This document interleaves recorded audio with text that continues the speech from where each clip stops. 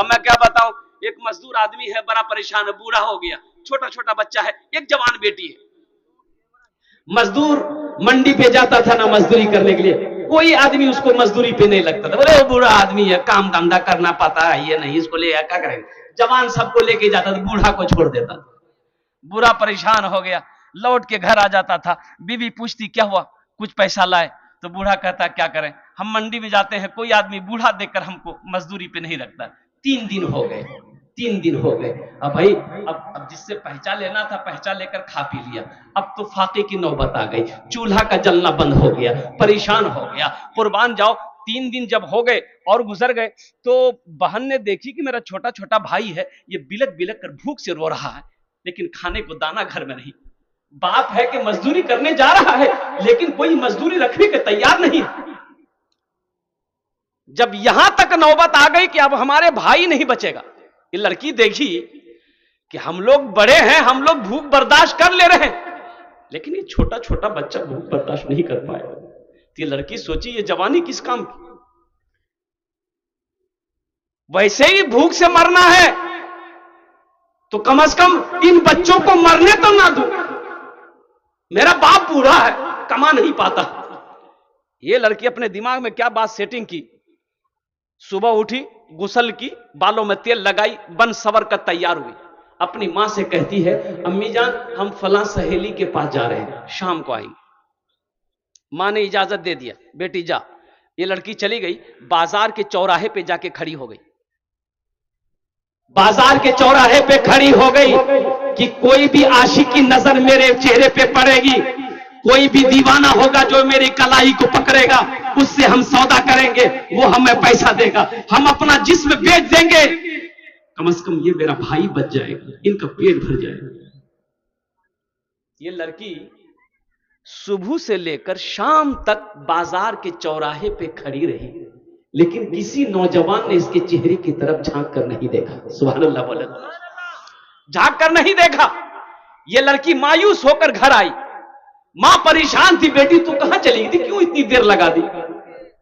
ओह, बाप भी कहने लगा मेरे कलेजे का टुकड़ा बेटी तू कहां चली गई थी, तू जवान है मेरी बेटी, घर से जब बाहर निकला कर तो पर्दे के साथ निकला कर। बेटी की आंखों में आंसू आ गए, तो बेटी को रोते हुए बाप ने देखा, मां ने देखा तो कलाई पकड़ ली कि बेटा क्या बात है, कोई बात है क्या, किसी ने कुछ कहा। बेटी रोते हुए कहती है कि मां अपने भाइयों के बिलखते हुए रोते हुए मुझे देखा नहीं गया, इनकी भूख मुझे देखी नहीं गई, मैं चौराहे पे चली गई थी कि मैं अपना जिस्म बेचकर अपने भाइयों का पेट भरूंगा, अपने बूढ़े बाप के पेट भरूंगा। लेकिन तो बाप का फिर क्या हुआ, मां ने कहा फिर क्या हुआ, ये कदम तुमने उठाया कैसे। तो बेटी कहती है कि अब्बा हुजूर, लेकिन हैरत का मकाम यह है कि सुबह से लेकर शाम तक मैं वो चौराहे पे खड़ी रही, लोग आ रहे थे जा रहे थे, लेकिन किसी ने मुझे निगाह उठाकर नहीं देखा। तो बाप रोते हुए कहता है कि बेटी अरे तुम्हें कोई निगाह उठा के कैसे देख सकता है, तुम्हारे बाप ने जवानी से लेकर अब तक किसी के मां बहन की गलत नजर से नहीं देखा है। हमने जब किसी के मां बहन को गलत नजरों से नहीं देखा है, बहू बेटियों को नहीं देखा, तो मेरी बेटी को कोई गलत नजर से कैसे देख सकता है। इसलिए नौजवानों अपने निगाहों को पाक रखो। तो मैं ये कह रहा था कि बच्चे का नाम अच्छा रखो, ये अल्लाह के नबी की हदीस है। अल्लाह के नबी ने इरशाद फरमाया अपने बच्चों का अच्छा नाम रखो, नाम का जात पर असर होता है। अब बड़ी तेजी के साथ आइए, वही बच्चा को पढ़ाना है। अब वो बच्चा 4-5 साल का हो गया तो कहां लेके जाइएगा, अरे बोलो ना भाई, अरे 4-5 साल का भाई कहां लाजवा, मदरसा कि एम्मे उम्मे। कुछ लोग चाहते हैं नहीं नहीं नहीं नहीं मदरसा में नहीं पढ़ेगी, करे मदरसा स्कूलों पढ़ दिया, इंजीनियर बनेगी, डॉक्टर बनाइए, तो अच्छी बात अल्हम्दुलिल्लाह, इंजीनियर बनाइए, डॉक्टर बनाइए, प्रोफेसर बनाइए, वकील बनाइए, मास्टर बनाइए, अल्हम्दुलिल्लाह हमारी कौम को सबकी जरूरत है, हमारी कौम को सबकी जरूरत है। लेकिन मेरे नौजवानों, मेरे भाइयों, मैं चाहता हूं कि मेरा बच्चा बांग्ला भी पढ़े, हिंदी भी पढ़े, संस्कृत भी पढ़े, मराठा भी पढ़े, पंजाबी भी पढ़े, उड़िया भी पढ़े, दुनिया का हर भाषा मेरा बच्चा पढ़े। लेकिन मैं चाहता हूं कि मेरा बच्चा सबसे पहले जो पढ़ेगा वो अल्लाह का कुरान पढ़ेगा। और अपने बच्चे को कुरान पढ़ा दो, कम से कम मर जाएंगे ना तो यही बच्चा कुरान पढ़कर दुआ कर देगा, शायद अल्लाह आपके गुनाहों को माफ कर दे। पढ़ाएंगे अपने बच्चों को कुरान? भाई कितने लोग तैयार हैं? सहरा में जंगलों में, सहरा में जंगलों में, बयाबान में पढ़ो, सहरा में जंगलों में, बयाबान में पढ़ो, मीनार गिर पड़े हैं तो मैदान में पढ़ो।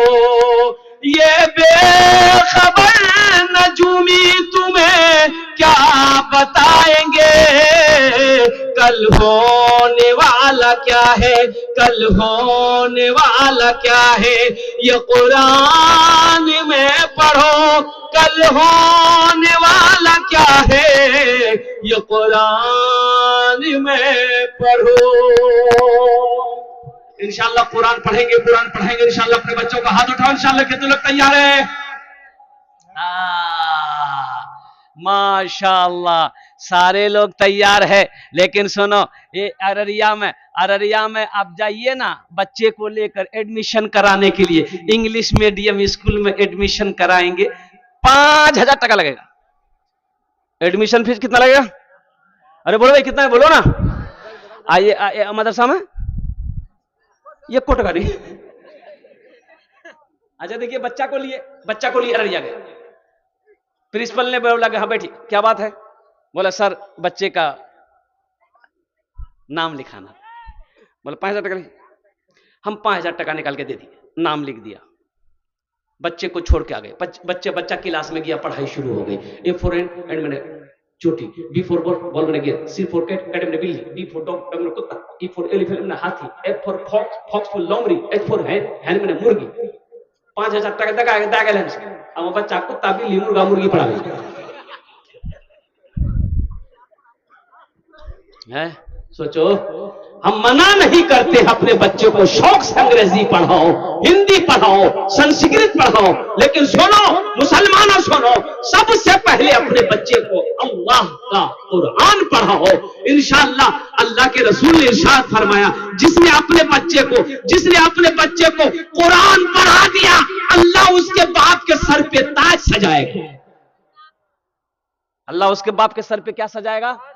हाँ, जिसने अपने बच्चे को कुरान पढ़ा दिया, जिसका बेटा कुरान पढ़ लिया, कुर्बान जाओ। अच्छा दुनिया में कोई ऐसी किताब है, दिखा दिए, जिसको जो आदमी छू ले सवाब मिल जाए, देखे गुनाह माफ हो जाए?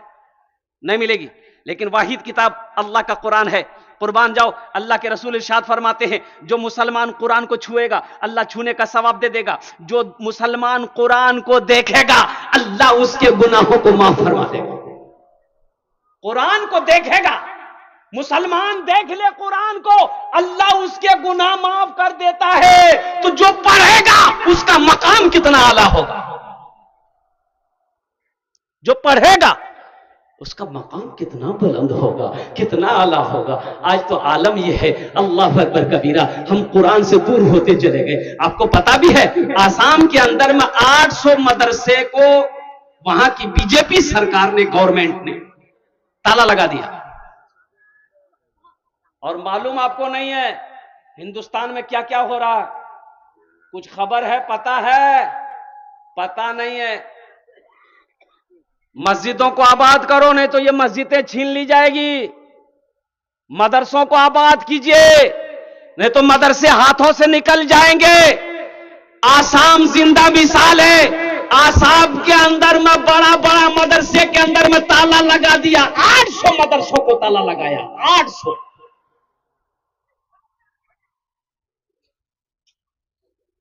आज हम मदरसा को देख के भागते हैं, मकतब को देख के भागते हैं, मौलवी को देख के भागते हैं। दरवाजे में बैठा है कुर्सी लगा के घर वाला, देखा मौलवी साहब साइकिल लेके आ रहा, देख घुस से अंदर घुसी गई। अब बेटा कहिए, बेटा जो दरवाजा मौली साहब चंदा ली, पूछतो नहीं बाबा कहां गली, बोली दिन खेत चलो गई। बोला बात सही गलत बोलो, बताओ वो कौम तरक्की करेगी? वो कौम तरक्की नहीं कर सकती। ये मदरसे हमारे दीनी किले हैं, मदरसे दीनी किले हैं।